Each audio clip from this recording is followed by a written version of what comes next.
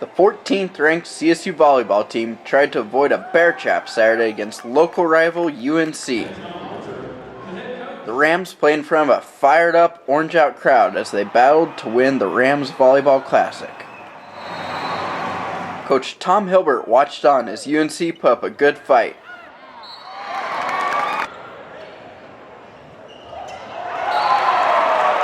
But CSU's size and strength proved too much for them.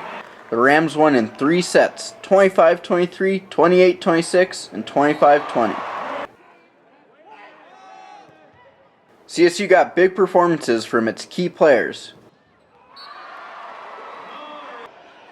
Megan Plurd recorded 5 kills and 7 blocks, while Kate Steffen notched 10 kills on the way to being named tournament MVP.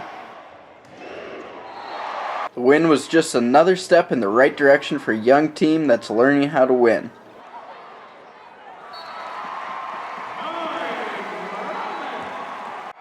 And on the way, the Rams added yet another trophy to the display case.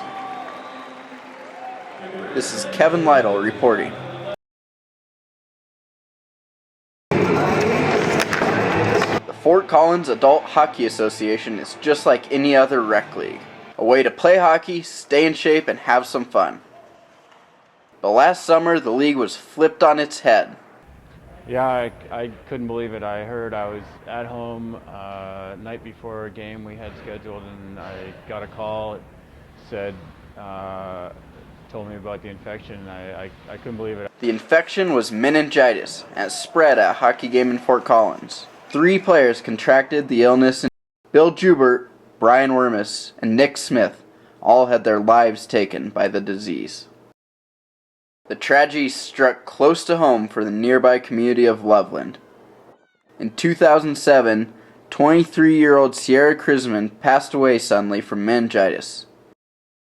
Every year since, thousands have come here to race in her honor.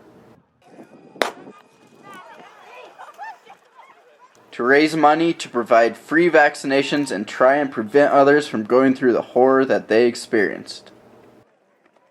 It was quite an ordeal. It was tough on the family and tough on all his friends. The 4th annual Race Against Meningitis 5K was held in late April and saw over 2,000 participants, including some from the hockey community. So this is one of my charities of choice, and hopefully that people will get the shots, the vaccinations, and save some lives. Following the infections, caution has been the name of the game.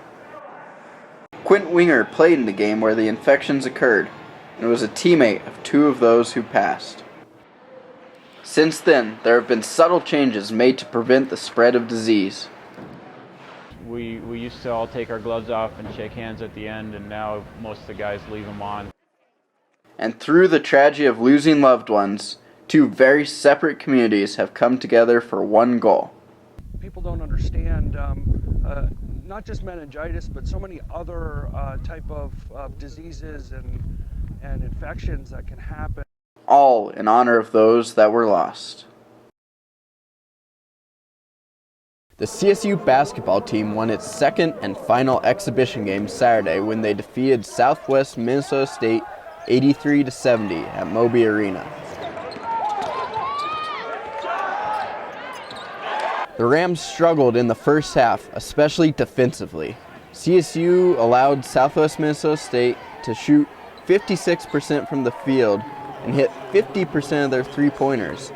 Well, basically, that the first half wasn't good enough, kind of saw the same glimpses defensively that we saw against Pueblo, and that's not the team we want to be. But the Rams regrouped at halftime. Through the first 12 minutes of the half, CSU allowed only 9 points.